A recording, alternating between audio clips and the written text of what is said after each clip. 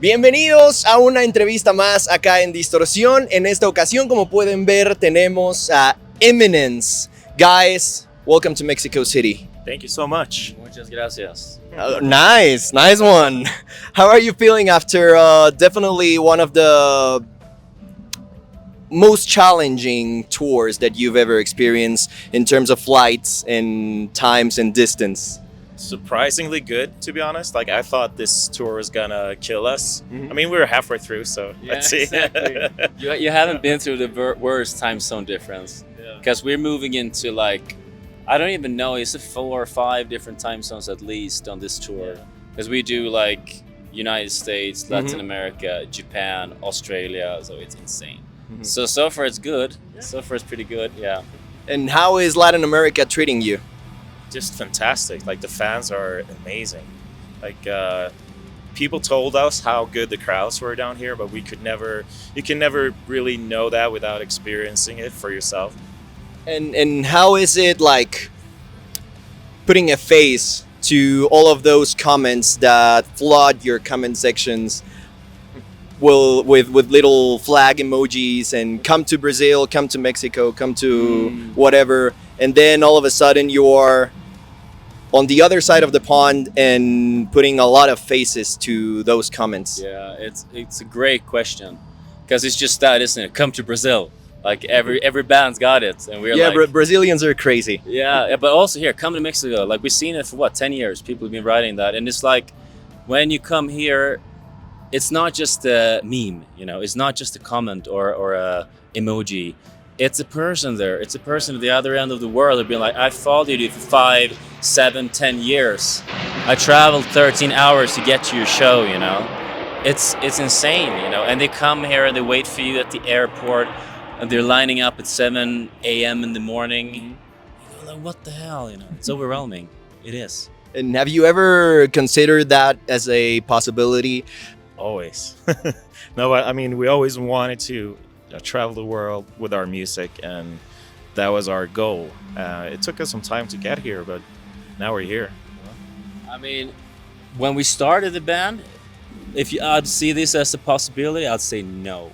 I didn't even think we would like record an album when we started the band. It was kind of like, maybe one day we can do like a real studio recording.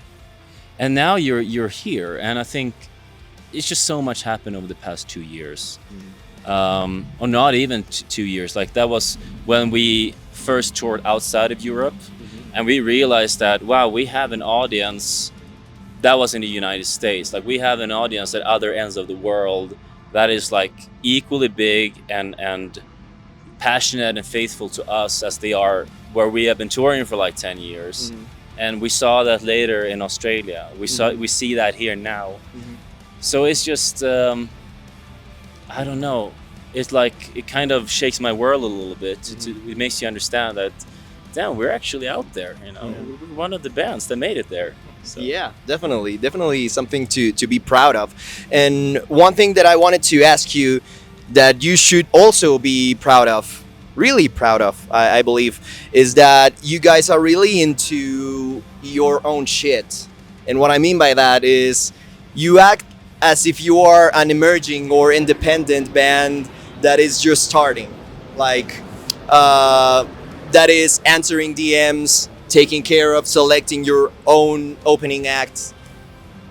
Even when you are traveling to such different places like Latin America, and I know it firsthand, you are the ones in charge of picking your support acts. You are the ones in charge of contacting local influencers. So where does that mentality come from, and how do you keep doing it when you are, as you said, on another level, if you will? Well, I think it's like what we learned from like starting this band when we were kids, like 14 years ago. And it's like, if you want something done, you gotta do it yourself, honestly. Like, we do that. Like, we are still independent band. Like, even if we sell out shows or whatever, it's like we are hands-on with everything. We have that mentality. Like, Imminence is what we do, and like, we do our marketing, social medias. Last album was released independently. We do our merch, like web shop. We control that 100% ourselves. We are like super involved in touring decisions. Like what you see and what happens around us is like it's from us. Yeah, we've just been that DIY band from the start and had to do all these things. So it's like, I think it's hard for us to let it go of like all the big decisions. Like we still need to be there, even though we have maybe more people in our team helping us doing things. It's like, it's very important for us that everything we do is like a reflection of what the band is. I don't want to say that it was like an overnight success because you've definitely worked your asses off, but your last album or your last couple of albums definitely made a huge impact, at least this side of the pond. So was that a similar experience to you? Yes. I think we have to say the Black was like, I think everything came together at the same time. You Yeah, know, like, because that's when we started touring US for the first time. And like, even before the album was released, and then with the album being released, doing 2 full headline tours there. And then you just see that all of the rest of the world is kind of opening up. Like, we get an offer from Australia. Do you want to come here? Yeah, let's go there. And then it's like, it's just building on, and then it kind of fuels, I guess, the success of the album.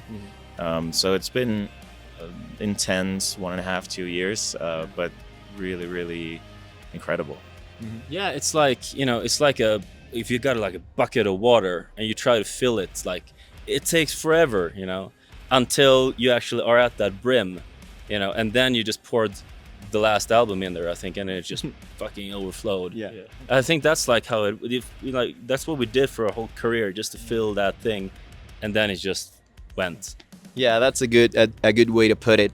One thing that I wanted to ask you regarding your sound or your music, specifically your message, I'd say that you guys like to talk about from a very nihilistic point of view, or at least existentialist point of view. So, what's the role that you'd say love plays in your music?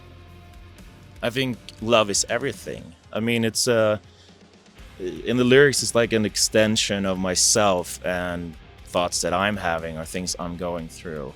But it might feel like a dark message, but I think there's so much light in expressing it, because I get to express myself and how I feel, and then you see how the fans react, and they feel the same way, that they can take something really positive out of these lyrics and our music, and in return actually make a positive impact in their life. Exactly, and it's all about that. Like, we're doing this only for the reason that we love this thing. We love making music and touring around, see the world, play shows and everything. So, I mean, it's such a foundational thing in our band, just to talk about that, and this is what we want to spread. You know, spread the love and love yourself and love what you do. Definitely shows that From Sweden with Love is not just a tagline, right? It's definitely something that has meaning and depth to it. I see that you guys are true to yourselves, and what you hear and what you read on your lyrics are, the truths you live by. And so it's really nice to meet you. Thank you for your time. I really appreciate you taking a couple of minutes to do this after such long trips, and a couple of minutes before you jump on stage for the first time in Mexico City. One thing you'd like to let your Latin American fans with? We're definitely gonna come back. Yes, we have to come back. And thank you for coming here on this tour. It's been amazing. Well, I definitely can't wait. I'll let you guys get ready. And once again, thank you. Imminence, everybody.